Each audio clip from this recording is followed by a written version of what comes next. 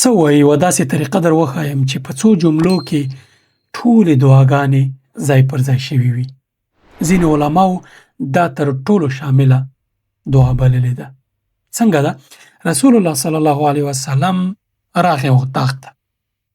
بیبي عایشه رضی الله عنها په خپله کوټه کې ناسته وه او دعاګانو کې غرقه وه. دعاګانې کولې شا په شا شا په شا.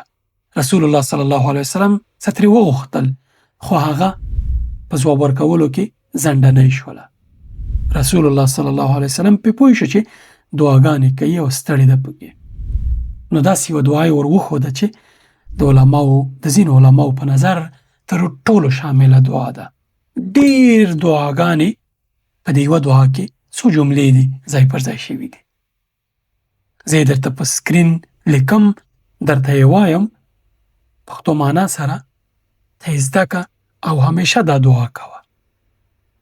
که غواړې عربي متن یې ترلاسه کړې، زما وټساپ چینل هم شته او زما فیسبوک مسنجر کې هم چینل شته، هغې کې ګډون کولی شي. لینکونه یې په کمنټ کې دي.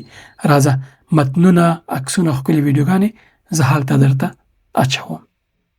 اوس دعا وګوره.